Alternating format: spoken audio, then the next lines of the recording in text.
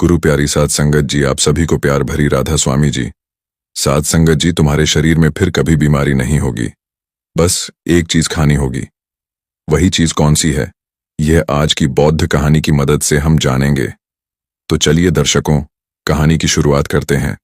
दोस्तों, आजकल के इस भाग दौड़ भरे जीवन में हर कोई अपना शरीर बलशाली बनाना चाहता है। वह अपने आप को ऊर्जावान बनाना चाहता है और इसके लिए वह सुबह सुबह या शाम को जिम भी जाते हैं और तरह तरह की दवाइयों का इस्तेमाल भी करते हैं। लेकिन इसके बाद भी न जाने क्यों उनका शरीर उतना शक्तिशाली नहीं हो पाता और न ही उनके शरीर में वह ऊर्जा आ पाती है। आपके शरीर के भीतर ऊर्जा का संचार होना शुरू हो जाएगा और आपका शरीर देखते ही देखते बलशाली हो जाएगा, क्योंकि यह ऐसी चीजें हैं जो आपके शरीर को पूरी तरह से बदल कर रख देती हैं। और इन चीजों का उपयोग जितना हमारे मुनि करते थे और जितने भी राजा महाराजा थे वे सभी किया करते थे। तभी तो वह 80 साल की उम्र तक भी हमेशा ऊर्जावान बने रहते थे। उनका शरीर बलवान रहता था और वह अपने जीवन की वृद्धावस्था में भी किसी भी युद्ध को करने में पूरी तरह से सक्षम थे। तो चलिए फिर जानते हैं कि वह कौन सी ऐसी चीजें हैं जिन्हें अपनाने के बाद आपका भी शरीर पूरी तरह से बलवान और ऊर्जावान बन जाएगा, जिनका उपयोग करके हम अपने शरीर का वजन बढ़ा सकते हैं, हम अपने शरीर को शक्तिशाली बना सकते हैं। एक समय की बात है, एक गुरुवर थे। एक दिन उनके पास एक युवक आता है और वह उनसे हाथ जोड़कर कहता है, हे गुरुदेव, मैं आपके पास बहुत दूर से आया हूं। मैंने आपके बारे में बहुत कुछ सुन रखा है। कृपया करके आप मेरी समस्या का समाधान करें। इस पर वह गुरुवर उस युवक से कहते हैं, बेटा, तुम्हारा इतना दूर आने का क्या कारण है? उन गुरु की इस बात का जवाब देते हुए वह युवक कहता है, हे गुरुवर, देखने में तो मेरे शरीर में आपको कोई कमी नहीं लग रही होगी, लेकिन फिर भी मैं हमेशा थका थका रहता हूं। मेरा मन किसी भी काम में नहीं लगता। मैं जब भी किसी काम को शुरू करता हूं उससे पहले ही मेरा मन हार मान लेता है। ऐसा प्रतीत होता है कि मेरे शरीर में मानो ऊर्जा ही नहीं बची। अभी तो मेरी उम्र केवल 27 वर्ष की ही है, लेकिन अभी से मेरे चेहरे पर झुर्रियां पड़ने लगी हैं। मैं दिन भर आलस से भरा रहता हूं। मेरा शरीर बीमारियों से घिरा रहता है। मेरे शरीर में बहुत सारी बीमारियों ने घर कर लिया है। इसीलिए आज मैं आपके पास आया हूं, क्योंकि मैंने आपके बारे में बहुत सारी बातें सुन रखी हैं। मैंने सुना है कि किस तरह से आप लोगों का जीवन बदल देते हैं, किस तरह से आप लोगों को बलवान और ऊर्जावान बना देते हैं। इसीलिए आप मुझे कुछ ऐसा उपाय बताएं जिससे मेरा शरीर पहले से अधिक बलशाली हो जाए और मेरे शरीर में ऊर्जा का संचार हो और साथ ही मुझे कोई बीमारी भी ना हो और मेरा मस्तिष्क अच्छी तरह से कार्य कर सके, किसी भी काम में मन लगा सके। उस युवक की सारी बातें सुनने के बाद वह गुरु उस युवक से कहते हैं, बेटा, आज मैं तुम्हें ऐसी 5 चीजें बताने वाला हूं जिसे अपनाकर तुम आसानी से अपने शरीर को शक्तिशाली बना सकते हो। तुम्हारा शरीर ऊर्जा से भरपूर हो जाएगा और तुम्हारा मन भी हर काम में लगेगा। आज जो भी मैं तुम्हें बताने जा रहा हूं उसे बहुत ध्यानपूर्वक सुनना, क्योंकि इनका नियमित रूप से उपयोग करने से ना तो तुम्हें कोई बीमारी होगी और ना ही तुम्हें थकान महसूस होगी, बल्कि तुम पूरे दिन ऊर्जा से भरे रहोगे और तुम्हारा मस्तिष्क भी अच्छी तरह से कार्य कर पाएगा। लेकिन इससे पहले कि मैं तुम्हें उन 5 चीजों के बारे में बताऊं, उससे पहले तुम्हें यह समझना होगा कि आखिर हमारे साथ यह तकलीफ क्यों होती है। हम में से अधिकांश लोगों को यह समस्याएं क्यों होती हैं। इतना कहकर वह गुरुवर उस युवक को यह समझाने का प्रयास करते हैं कि आखिर तुम्हारे भीतर यह समस्याएं क्यों हैं। आगे वह गुरुवर कहते हैं, बेटा, हमारा शरीर पोशाक तत्वों से बना है, फिर चाहे वह कोई भी अंग क्यों ना हो। हमारी मांसपेशियां भी पोशाक तत्वों से ही बनती है और अगर पोशाक तत्वों की शरीर में कमी रहती है तो आपके शरीर के प्रति हर एक अंग पर इसका प्रभाव अवश्य देखने को मिलता है। इसीलिए यदि तुम स्वस्थ रहना चाहते हो, तुम चाहते हो कि तुम्हारा शरीर ऊर्जावान बना रहे, तुम शक्तिशाली रहो, तो इसके लिए आपको पर्याप्त मात्रा में पोशाक तत्व तो लेने ही होंगे। इस पर वह युवक उन गुरुवर की बात काटते हुए कहता है, हे गुरुवर, परंतु हमें यह पोशाक तत्व किस तरह से प्राप्त होंगे? इस पर वह गुरुवर मुस्कुराते हुए उस युवक से कहते हैं, बेटा, जब व्यक्ति को यह पता ही नहीं होता कि पोषक तत्व किन औषधि से मिलता है, तो वह इनसे वंचित रह जाता है। हो सकता है तो हमारे शरीर की मरम्मत करने का काम भी करता है और इन्हीं से हमारे शरीर का विकास होता है। इसलिए अब जो भी मैं तुम्हें बताने जा रहा हूं उसे बहुत ध्यानपूर्वक सुनना, क्योंकि इससे तुम्हारा पूरा जीवन बदल जाएगा। इतना कहकर वह गुरुवर उस व्यक्ति से कहते हैं, बेटा, यह जो हमारी धरती है, यह हमें बहुत ही कम पैसों में ऐसी चीजें उपलब्ध करवा देती हैं जिनको कि गरीब से गरीब व्यक्ति भी बहुत आराम से खरीद सकता है। और यहीं से हमें वह औषधियां भी मिलती हैं जिनसे हमारे शरीर को पोषक तत्व प्राप्त होते हैं। आगे गुरुवर उस युवक को कहते हैं, बेटा, हमारे शरीर में पोषक तत्वों का निर्माण 2 तत्वों से होता है जिसे हम अमीनो कहते हैं। यह अमीनो अम्ल जब जुड़ता है तो इसकी एक और इसके जुड़ने से हमारे शरीर में पोषक तत्वों का निर्माण होता है। और यह जो अमीनो अम्ल होते हैं यह भी 2 प्रकार के होते हैं, जिनमें पहले वह होते हैं जिनको आपका शरीर अपने आप ही बना लेता है, और दूसरे वो जो आपको आपके आहार से प्राप्त होते हैं। इसीलिए एक बात अवश्य ध्यान रखना कि जो भी आप आहार करते हैं, यदि उसके अंदर अमीनो अम्ल नहीं होते तो आपके शरीर में विभिन्न प्रकार के तत्व की कमी हो जाती है, जिसका असर आपके शरीर पर भी पड़ता है और इसके फल स्वरूप आपका शरीर भीतर ही भीतर कमजोर होने लगता है और आप थके थके महसूस करने लगते हैं। और इस अवस्था में किसी भी काम को करने में आपका मन नहीं लगता और आपके शरीर की हड्डियां भी कमजोर होने लगती हैं, जिससे कभी कभी हमारे शरीर की हड्डियों में हमें दर्द भी महसूस होता है और साथ ही हमारे शरीर की जो मांसपेशियां हैं वह भी ढीली पड़ने लगती हैं और हमारे शरीर की ऊर्जा भी खत्म हो जाती है।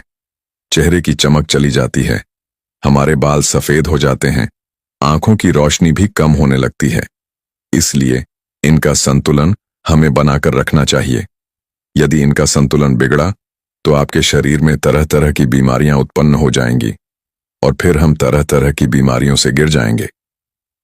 आगे वह गुरु उस युवक से कहते हैं, इसलिए इन सब का संतुलन बनाए रखने के लिए अब जो चीजें मैं तुम्हें बताने जा रहा हूं उसका नियमित रूप से इस्तेमाल करना होगा, तभी वह चीजें तुम्हारे शरीर को ऊर्जावान और बलवान बना पाएंगी।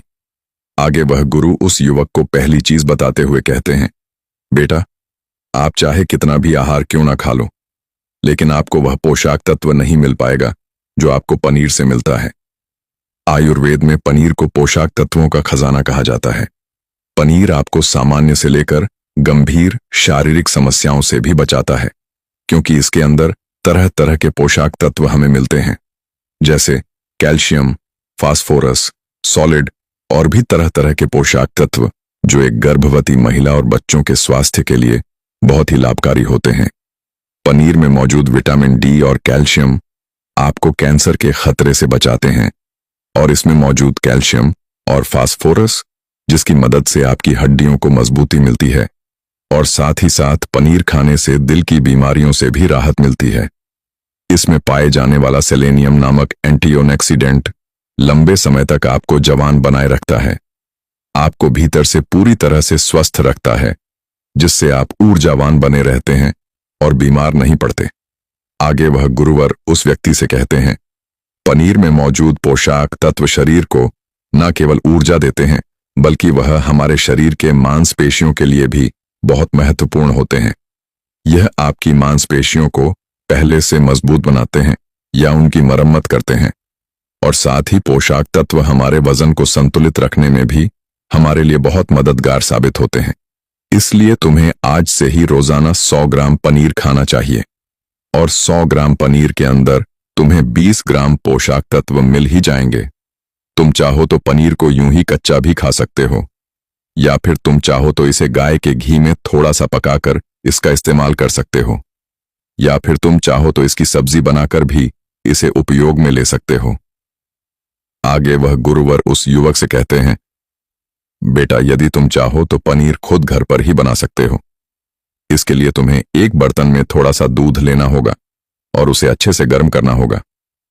उसके बाद उसमें नींबू की 2-3 बूंदें डालकर कुछ देर के लिए उसे हल्की आंच पर पकाना होगा। यदि आप घर पर ही पनीर बनाएंगे और यह शुद्ध होगा तो यह आपके लिए और भी ज्यादा लाभदायक होगा, क्योंकि घर पर बनाया हुआ पनीर ताज़ा भी होता है और इसमें कोई मिलावट भी नहीं होती, जो आपके स्वास्थ्य के लिए बहुत ही लाभदायक होता है। आगे वह गुरुवर उस युवक को दूसरी चीज बताते हुए कहते हैं, सोयाबीन। सोयाबीन में कई प्रकार के अमीनो अम्ल भी पाए जाते हैं जो हमारी शरीर के मांसपेशियों और हड्डियों को स्वस्थ रखने में हमारी मदद करते हैं। सोयाबीन को फाइबर का बेहतरीन स्रोत माना जाता है। यदि आप सोयाबीन का केवल 1 कप इस्तेमाल करते हैं तो इसमें आपको करीब 10 ग्राम तक फाइबर मिल जाएगा, जो हमारे शरीर के लिए बहुत ही ज्यादा लाभदायक होता है। जो लोग शाकाहारी होते हैं उनके लिए सोयाबीन एक वरदान है, क्योंकि जो लोग मांस का प्रयोग करते हैं, जो लोग मांस का सेवन करते हैं, उन्हें उतना पोषक तत्व नहीं प्राप्त होता जितना कि एक शाकाहारी व्यक्ति को सोयाबीन का सेवन करने से होता है। सोयाबीन में हमें पोषक तत्व के साथ साथ आयरन भी पर्याप्त मात्रा में मिलता है, जिससे आपके शरीर के अंदर खून की कमी कभी नहीं होती। सोयाबीन फैट्स का बहुत ही बेहतरीन स्रोत है। इसमें जरूरी ओमेगा से ओमेगा 3 भी पाया जाता है।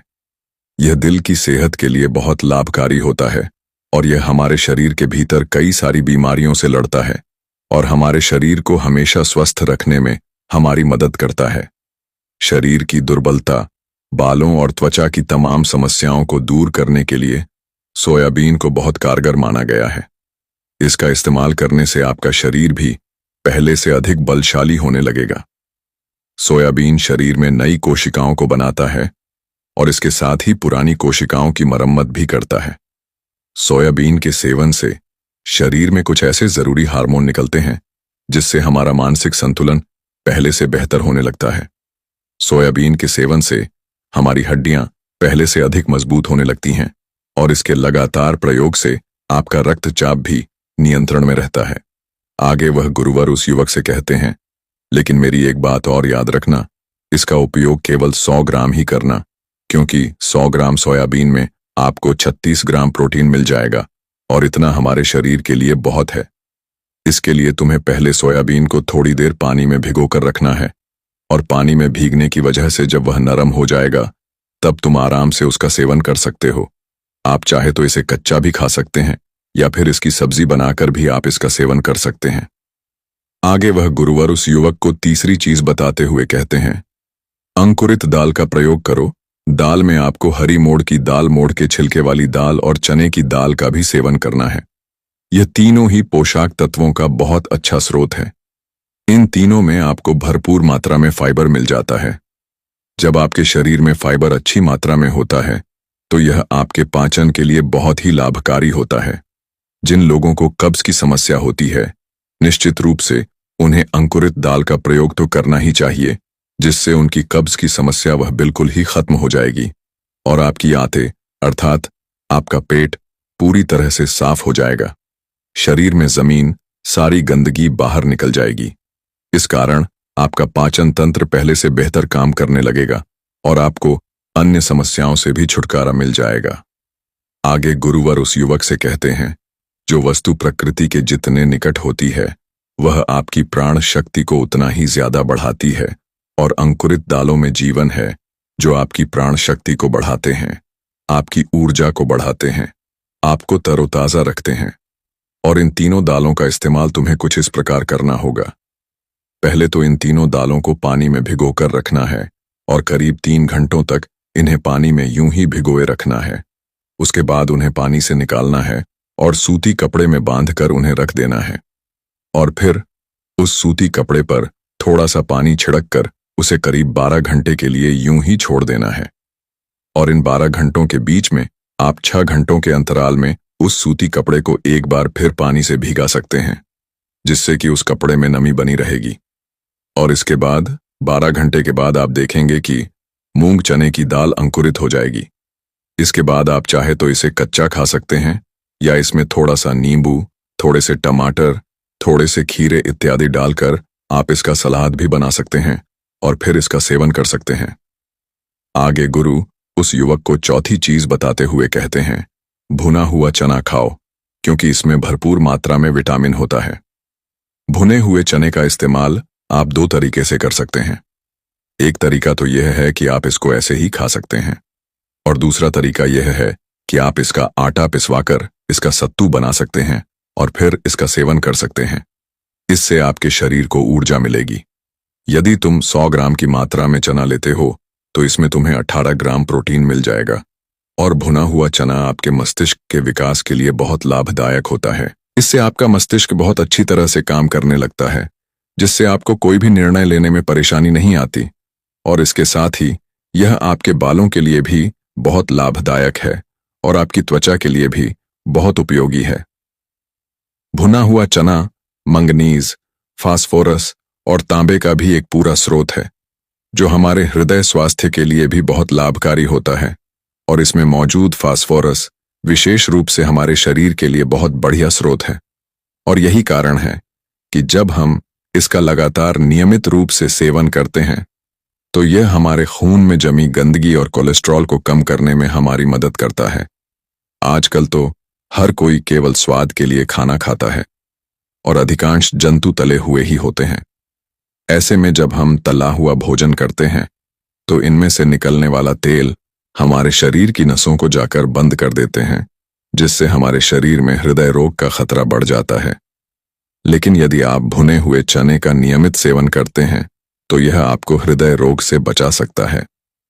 भुना हुआ चना खाने से शरीर की इम्यूनिटी बहुत मजबूत हो जाती है, क्योंकि भुने हुए चने में एंटीऑक्सीडेंट के पर्याप्त गुण पाए जाते हैं, जो हमारे शरीर की ऊर्जा को बढ़ाने में हमारी मदद करते हैं। और जो लोग अपने शरीर का वजन कम करना चाहते हैं वे लोग भी भुने हुए चने का सेवन कर सकते हैं, क्योंकि इसमें भरपूर मात्रा में फाइबर पाया जाता है, जिससे हमारे शरीर का पाचन तंत्र ठीक हो जाता है और पहले से बेहतर काम करने लगता है।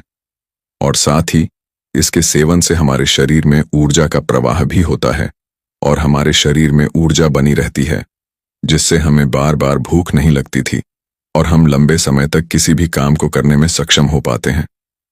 आगे वह गुरुवर उसी वक्त को 5वीं चीज बताते हुए कहते हैं, बेटा मूंगफली का सेवन करो। मूंगफली में सभी पौष्टिक तो मौजूद होते हैं जो हमारे शरीर के लिए जरूरी है। इसमें आयरन, कैल्शियम, विटामिन, जिंक पर्याप्त मात्रा में पाए जाते हैं और इसका सेवन करने से आप कई प्रकार की बीमारियों से बच सकते हैं। मूंगफली में मोनो अनसैचुरेटेड अम्ल पाया जाता है। यह हमारे शरीर से बैड कोलेस्ट्रॉल को घटाने में हमारी मदद करता है और साथ ही हमारे शरीर के अच्छे कोलेस्ट्रॉल को बढ़ाने में हमारी मदद भी करता है। यदि आप नियमित रूप से मूंगफली का सेवन करते हैं तो आपको हृदय रोग की समस्याएं न के बराबर देखने को मिलेंगी। और साथ ही मूंगफली सर्दी जुकाम में भी बहुत राहत दिलाता है। यह हमारे शरीर को भीतर से गर्म रखने में हमारी मदद करता है। इसके रोजाना सेवन से फेफड़ों को मजबूती मिलती है। और इस मौसम में, जबकि सर्दी का मौसम चल रहा है, तो ऐसे में हम खांसी जुकाम से बचना चाहते हैं, तो नियमित रूप से यदि आप मूंगफली का सेवन करते हैं तो आपको सर्दी जुकाम में बहुत राहत मिलेगी। मूंगफली में भी भरपूर मात्रा में फाइबर और पोषक तत्व पाए जाते हैं, जिससे हमें भूख कम लगती है और यह हमारे वजन को भी नियंत्रित रखने में हमारी मदद करता है। और यदि आप चाहें तो इसका इस्तेमाल अपने वजन को कम करने में भी कर सकते हैं। मूंगफली में हमें मैंगनीज, कैल्शियम, कार्बोहाइड्रेट की भरपूर मात्रा मिल जाती है। इसके सेवन से हमारे शरीर का ब्लड शुगर कंट्रोल में रहता है। अगर आपको भी डायबिटीज जैसी समस्या है तो आप मूंगफली का सेवन कर सकते हैं। यह आपके लिए बहुत लाभदायक होगा। मूंगफली खाने से आप कई प्रकार के कैंसर से भी बच सकते हैं। इसमें कोलफिनोल एंटीऑक्सीडेंट की मात्रा बहुत अधिक होती है, जो हमारे शरीर में कैंसर के खतरे को कम करने में बहुत सहायक होता है। और मूंगफली में मौजूद फैटी एसिड हमारे शरीर की त्वचा के रोगों से बचाने में हमारी मदद करते हैं। इसमें फाइबर भी पाया जाता है, जो शरीर के विषैले पदार्थों को हमारे शरीर से बाहर निकालने में हमारी मदद करता है, जिससे आपकी त्वचा हमेशा जवान रहती है। आपकी त्वचा हमेशा स्वस्थ रहती है। इसके लिए आपको नियमित रूप से एक मुट्ठी मूंगफली का प्रयोग तो करना ही चाहिए। आगे वह युवक से कहते हैं, लेकिन मेरी एक बात और याद रखना कि मूंगफली का अधिक सेवन करने का प्रयास न करना। आगे वह गुरुवर उस युवक से कहते हैं, बेटा, अगर तुमने मेरे द्वारा बताई गई इन 5 चीजों का नियमित रूप से पालन किया, इन्हें नियमित रूप से अपने जीवन में उतारा, तो तुम्हारा जीवन जल्द ही बदल जाएगा और केवल 10 से 12 दिन के अंदर ही तुम्हारा शरीर पहले से ऊर्जावान और बलवान हो जाएगा। तुम पहले से बहुत अच्छा महसूस कर पाओगे, और यदि तुम नियमित रूप से इनका सेवन करते रहते हो तो भविष्य में भी तुम्हें बहुत ही कम समस्याओं का सामना भी करना पड़ेगा। इतना कहकर वह गुरुवर शांत हो गए, और वह युवक भी अब यह समझ चुका था कि उसे क्या करना है। उसने उन गुरु का प्रणाम किया और वापस अपने घर लौट गया। तो दर्शकों, चलिए अब शरीर को बलवान बनाने के लिए और क्या क्या करना चाहिए, इस विषय पर अगली प्रसिद्ध कहानी की शुरुआत करते हैं। दोस्तों, बहुत समय पहले की बात है। एक नगर में एक व्यक्ति रहा करता था। वह व्यक्ति हमेशा बीमार रहता था। वह हमेशा बीमारियों से ग्रसित रहता था, जिस कारण वह बहुत परेशान रहता, चिंतित रहता। उसने कई प्रकार की औषधियां भी लीं, कई प्रकार के चिकित्सकों से सलाह भी ली। हर किसी ने उसे तरह तरह की दवाइयां दी। किसी ने उसकी बीमारी का इलाज कुछ बताया तो किसी ने उसे कुछ और ही तरीका बताया, लेकिन कोई भी तरीका उसकी बीमारी पर काम नहीं कर पा रहा था। वह बहुत परेशान हो चुका था, बहुत हताश हो चुका था। वह भीतर ही भीतर पूरी तरह से टूट चुका था। उसने सारी उम्मीदें खो दी थीं। उसे बस यही लग रहा था कि इससे तो अच्छा होता, ईश्वर मुझे अपने पास बुला लेता, कम से कम इन रोज रोज की बीमारियों से पीछा तो छूटता। इसी कारणवश वह हमेशा चिंता में रहता, निराश रहता। तभी एक दिन उसके पास उसका एक मित्र आया। उसने उसे एक साधु के बारे में बताया। वह साधु लोगों का इलाज बिना किसी औषधि, बिना किसी दवाइयों के करते थे। उनके इलाज करने का तरीका बहुत अनोखा था। ना ही वह किसी को किसी प्रकार की दवाइयां देते और ना ही वह किसी प्रकार का उन्हें परहेज बता देते, लेकिन जो भी उनके पास जाता था वह पूरी तरह से स्वस्थ और तंदुरुस्त हो जाता। जब उस व्यक्ति के मित्र ने उन साधु के बारे में उसे बताया तो उस व्यक्ति से रहा नहीं गया। तुरंत ही उन साधु से मिलने के लिए जा पहुंचा। जब वह वहां गया तो उसने उन साधु से कहा, हे गुरुवर, मैंने आपके बारे में बहुत सुना है। मैंने यह सुना है कि आप किसी की भी बीमारियां ठीक कर सकते हैं। ना ही आप उसे कोई औषधि देते हैं और ना ही उसे कोई उपाय बताते हैं, फिर भी वे लोग पूरी तरह से स्वस्थ और तंदुरुस्त हो जाते हैं। यह बहुत अद्भुत बात है और यह सुनकर ही मैं आपके पास आया हूं। लेकिन मैं यह जानना चाहता हूं, क्या आखिर बिना औषधियों के, बिना दवाओं के हमारा शरीर कैसे ठीक हो सकता है? हमारे शरीर की बीमारियां कैसे खत्म हो सकती हैं?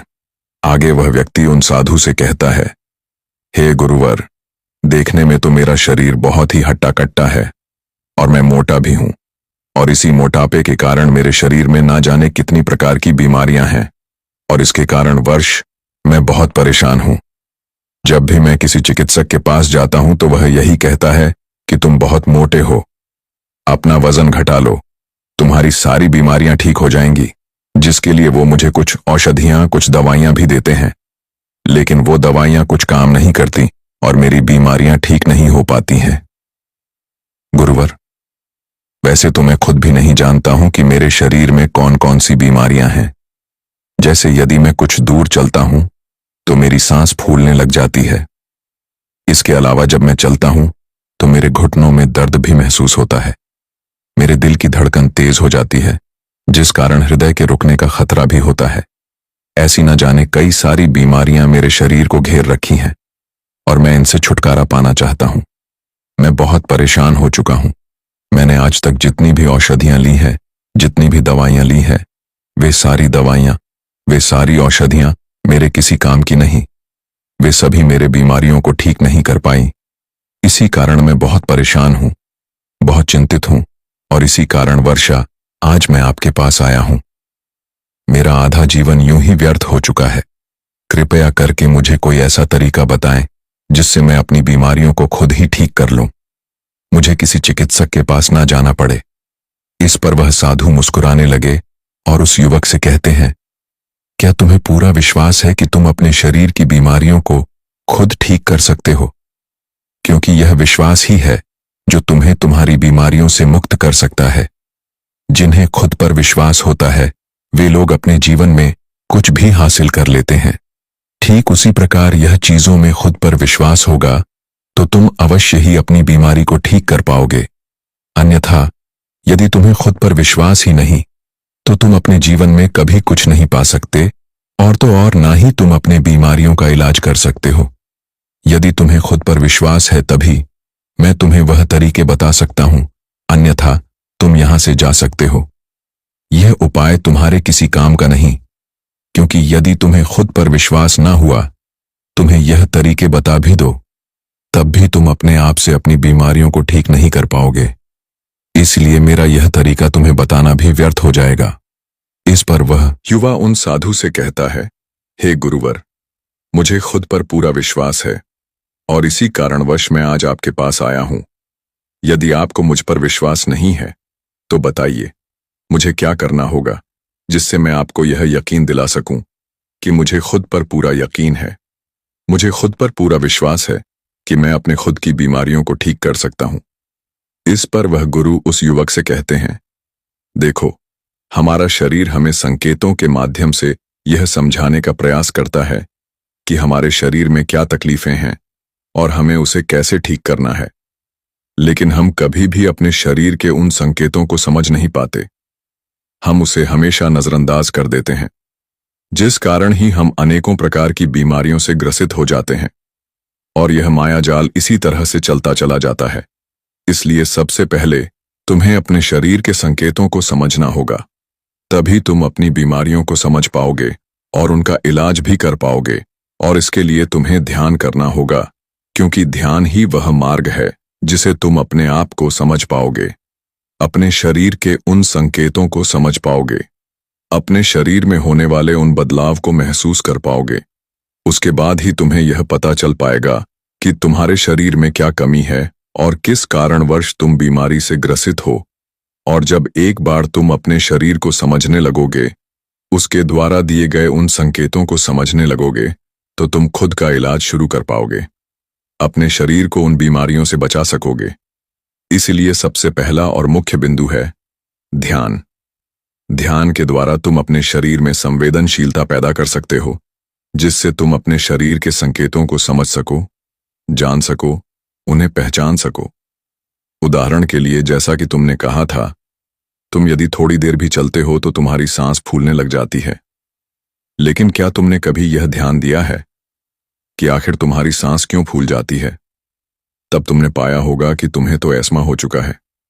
लेकिन यदि तुमने इन संकेतों को पहले ही समझ लिया होता तो तुम अपने शरीर को अस्थमा जैसी बीमारी से बचा पाते, उसका इलाज कर पाते।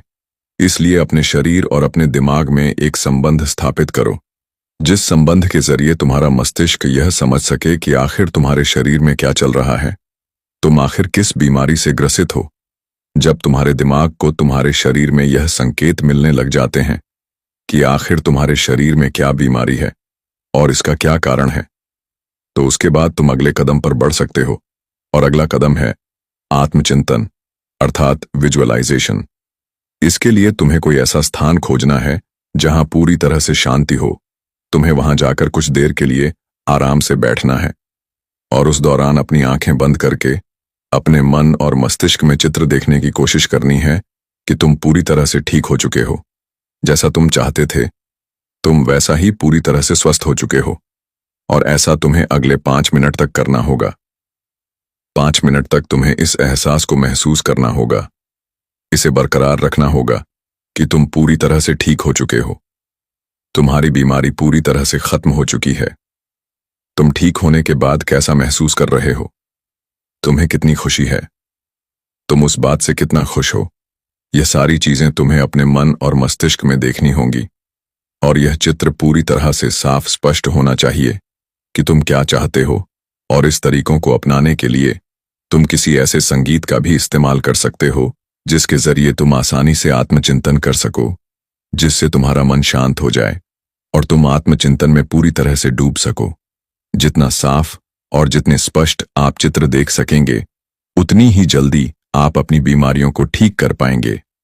जब भी हम किसी खेल के बारे में सोचते हैं तो हमारा मन आसानी से उसके चित्र बड़ी सरलता और साफ और स्पष्ट तौर पर बना पाता है। तब हमारा शरीर अपने आप को सबसे उत्तम स्वरूप में देखता है और ठीक उसी रूप में हमारा मस्तिष्क आकर्षित होने लगता है और हमारा मन और हमारा दिमाग दोनों उस पर काम करने लगते हैं। ताकि वह हमारे शरीर को उस अवस्था तक पहुंचा सके जिसे अभी हमने साफ और स्पष्ट तौर पर देखा है, जिसे महसूस किया है। क्योंकि समझने वाली बात यह है कि आचरण करने से हमारा दिमाग उस स्वरों की ओर आकर्षित होने लगता है, और जब यह बात हमारे औचित्य मन तक पहुंच जाती है तो अनजाने में ही सही, लेकिन हमारा औचित्य मन अपनी शक्तियों का इस्तेमाल करके हमारे शरीर को उन बीमारियों से ठीक करने लग जाता है। और आप अपने अवचेतन मन की इस शक्ति का इस्तेमाल करके आपके अंदर तरह तरह की बीमारियों को ठीक कर सकते हैं। यदि आप अपना मोटापा घटाना चाहते हैं, आप अपने आप को स्वस्थ और सुडौल बनाना चाहते हैं, या फिर आपको अपनी खूबसूरती बढ़ानी है, आप अपने अनेकों प्रकार की बीमारियों को खुद ब खुद ठीक कर सकते हैं, और वह भी बिना किसी दवा और बिना किसी चिकित्सक के। हमारे दिमाग, हमारे अवचेतन मन में ब्रह्मांड की सारी शक्तियां उपलब्ध होती हैं, लेकिन हम उन शक्तियों को पहचान नहीं पाते, उन्हें जान नहीं पाते। उनका सही इस्तेमाल करना हमें नहीं पता, क्योंकि हमें उसे इस्तेमाल करने की उन प्रक्रिया के बारे में ठीक से नहीं पता कि हम किस तरह से उन शक्तियों का इस्तेमाल कर सकते हैं, कैसे उन्हें जागरूक कर सकते हैं। इसके लिए आपको आत्मचिंतन करना ही होगा, और जहां पर भी आप आत्मचिंतन करने बैठेंगे वहां पूरी तरह से शांति होनी चाहिए। आप चाहे तो किसी ऐसे संगीत का इस्तेमाल कर सकते हैं जिससे आप आत्मचिंतन की गहराई तक उतर सके, और आपको ऐसा अगले 21 दिनों तक करना होगा। और हर रोज 15 मिनट जब आप ऐसा करेंगे तो आपको अपने भीतर एक अभूतपूर्व बदलाव महसूस होगा। इससे केवल न आप अपनी बीमारी को ठीक कर सकते हैं, बल्कि आप जो चाहते हैं वह सब भी हासिल कर सकते हैं। आगे गुरु वो उस व्यक्ति को तीसरी आदत बताते हुए कहते हैं, खुद से प्यार करना सीखो।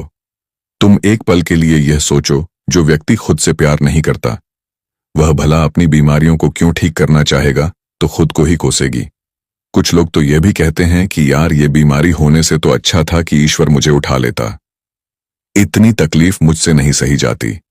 ऐसे लोग खुद को कोसते हैं, खुद को और भी पीड़ा देते हैं, और ऐसे में हम जाने अनजाने अपने मस्तिष्क को, अपने मन को यह संदेश भेज रहे होते हैं कि हम खुद से प्यार नहीं करते, हम खुद से नफरत करते हैं।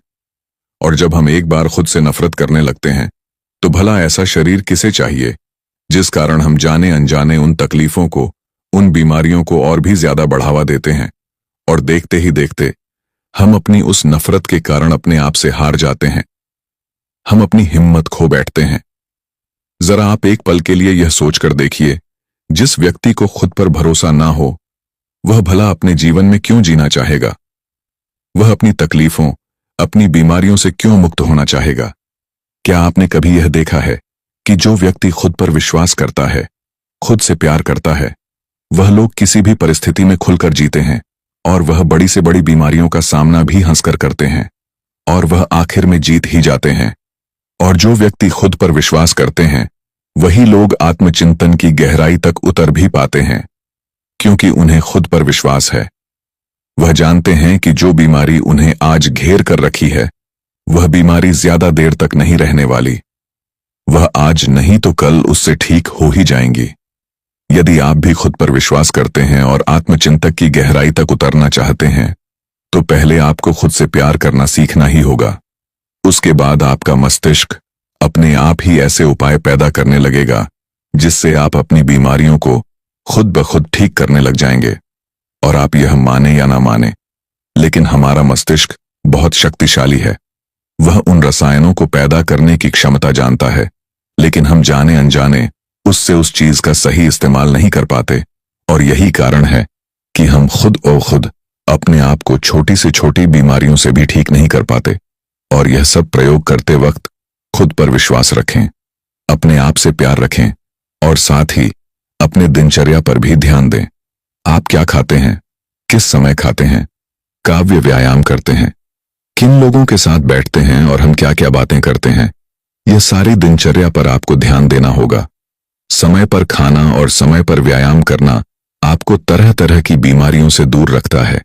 और वास्तविकता देखी जाए तो हम में से अधिकांश लोगों का दिमाग तभी बढ़ते हैं जब हम अपने दिनचर्या में बदलाव लाते हैं।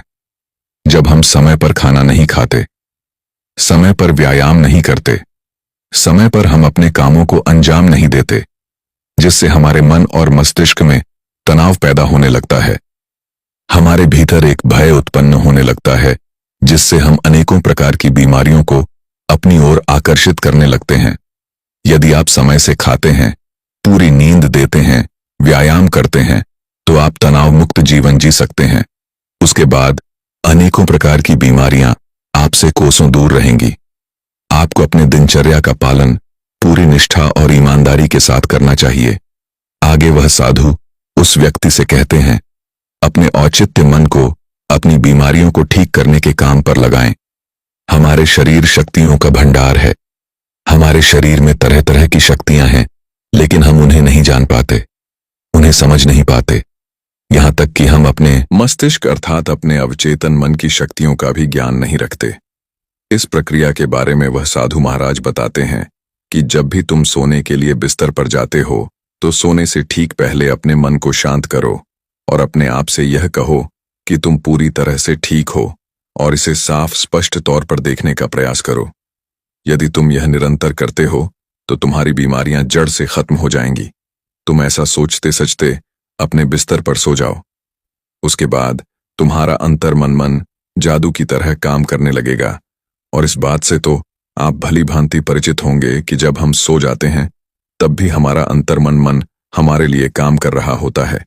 लेकिन शायद आपको यह नहीं पता कि सोने से पहले हम अपने अंतर मन को जो भी काम देते हैं वह पूरी रात उसी काम पर लगा होता है।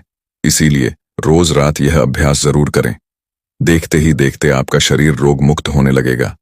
आप अच्छा महसूस करने लगेंगे। आप अपनी बीमारियों को ठीक करने लगेंगे। लेकिन याद रहे कि हमें रोज सोने से ठीक पहले करना है। यदि आप यह सोच रहे हैं कि क्या हम इसे दिन में कर सकते हैं, तो यह आपके लिए बिल्कुल काम नहीं करेगा, क्योंकि दिन में हमारा मन, हमारा मस्तिष्क अन्य कामों में व्यस्त होता है और ऐसे समय पर हमारे अवचेतन मन को समय नहीं मिल पाता कि वह आपकी बात सुने, आपकी बात पर अमल करें। लेकिन रात को सोते वक्त हमारा पूरा शरीर सो रहा होता है। हमारा चेतन मन शांत और स्थिर होता है, सो रहा होता है। ठीक उसी वक्त हमारा औचित्य मन जागरूक होता है और उसे उतना वक्त मिल जाता है कि वह आपके द्वारा दिए गए निर्देशों पर काम कर सके, अपनी पूरी शक्ति का इस्तेमाल कर सके। आगे वह साधु महाराज उस व्यक्ति से कहते हैं कि आज चाहे विज्ञान कितना भी आगे निकल चुका हो, आज भी बहुत सारी बीमारियां ऐसी हैं जिसके बारे में यह विज्ञान भी पता नहीं कर पाता। बड़े बड़े चिकित्सक तुम्हारे शरीर में वह बीमारियां ढूंढ ही नहीं पाते, लेकिन हम उन बीमारियों से परेशान जरूर रहते हैं। और ऐसी बीमारियां जिन्हें विज्ञान भी ठीक नहीं कर पाता, तो तुम्हें क्या लगता है, ऐसी बीमारियां क्या औषधियों से ठीक की जा सकती है? नहीं। और जब हम तरह तरह की दवाइयां, तरह तरह की औषधियां लेकर हार चुके होते हैं, तब हम यह खुद ही महसूस करने लग जाते हैं कि हम अपनी बीमारी का इलाज नहीं कर सकते। यह बीमारी जब आप खुद से किसी बीमारी का इलाज करने में असफल होते हैं, तो आप उस चिकित्सक के पास जा सकते हैं जिस पर आपको भरोसा हो, जो आपको सही दवा, सही औषधि दे सके। लेकिन उससे पहले कुछ प्रयास करके देखिए और यकीन मानिए, आपके अंदर वह सारी शक्तियां हैं जो बिना दवाओं के आपके शरीर को ठीक कर सकती हैं। आज से कई 100 साल पहले, जब कोई विज्ञान नहीं था, कोई ज्ञान नहीं था, कोई चिकित्सा प्रणाली नहीं थी, उस समय के लोग इन प्रक्रियाओं के बारे में, इन पद्धतियों के बारे में भली भांति परिचित थे। वे लोग अच्छी तरह से जानते थे कि हम खुद से ही खुद की बीमारियों को ठीक कर सकते हैं, और उनके पास कोई दूसरा विकल्प भी नहीं होता था। लेकिन उन्हें खुद पर विश्वास होता था, और यही कारण था कि वे लोग अपनी खुद की बीमारियों को खुद से ही ठीक कर लेते थे। लेकिन जैसे जैसे समय आगे बढ़ता गया, समय के साथ साथ विज्ञानम और भी बढ़ता चला गया, वैसे वैसे ही वह सारी पद्धतियां, वह सारी प्रक्रियाएं नष्ट कर दी गईं, क्योंकि इससे विज्ञान के चिकित्सक को उनके अस्पतालों को बहुत नुकसान झेलना पड़ता। जरा आप एक बार के लिए यह सोचकर देखिए कि आप एक चिकित्सक हैं और आपके पास जब कोई मरीज आएगा ही नहीं तो आप क्या करेंगे? आपके पास पैसे कहां से आएंगे? आप अपना घर बार कैसे चलाएंगे? जिस कारण यह सारी पद्धतियां छुपा दी गईं। लोगों को यह यकीन दिलाया गया कि आप खुद से खुद को ठीक नहीं कर सकते, और देखते ही देखते हम सब ने इन सब चीजों पर यकीन कर लिया और अब तो हालत ये हो चुकी है कि हम चाहे छोटी सी बीमारी क्यों ना हो, जैसे ही हमें लगता है कि हमें यह बीमारी है, हम तुरंत किसी चिकित्सक के पास जाते हैं, क्योंकि हमें खुद पर विश्वास नहीं है, हमें खुद पर यकीन नहीं है, और उसका नतीजा यही है कि हम तरह तरह की बीमारियों से घिरे हुए हैं।